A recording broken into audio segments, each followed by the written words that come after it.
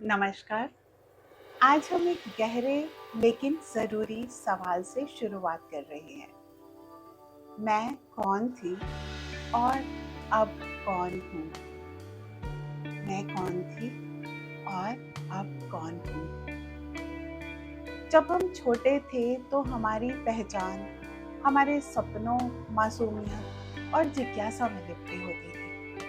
हर दिन कुछ नया होता था, हर अनुभव कुछ नया सिखाता था और हम अपने मन के सबसे ज़्यादा करीब थे। खुद से बातें करते थे, बिना किसी डर के अपनी सच्चाई को जीते थे। लेकिन फिर धीरे-धीरे ज़िंदगी हमें अलग-अलग भूमिकाओं में ढालने लगी। कभी बेटी, कभी बहू, कभी माँ, कभी सहकर्मी, कभी मैनेजर। हम इन किरदारों में इतना खो गए कि कभी-कभी ये सवाल भी भूल गए कि मेरी पहचान और मेरी आत्मा वो कहाँ है? मेरी आत्मा और मेरी पहचान कहाँ है?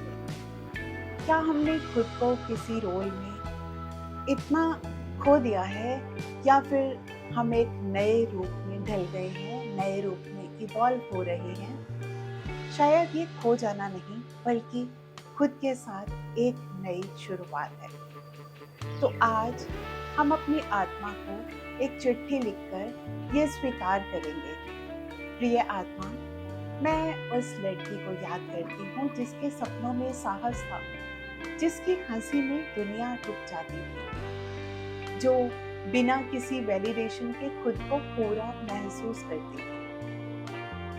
हाँ, शायद अब मैं वैसी नहीं रही, लेकिन इसका मतलब यह नहीं है कि मैं खो गई, मैं बदल गई। हाँ, अब मैं थोड़ी थकी हूँ, पर भीतर उम्मीदें अभी भी चलती हैं। अब मैं थोड़ी शांत हूँ, पर अंदर सवाल अब भी उठते हैं। अब मैं थोड़ी ज़्यादा प्रैक्टिकल हूँ, लेकिन दिल अब भी उतना ही महसूस करता है।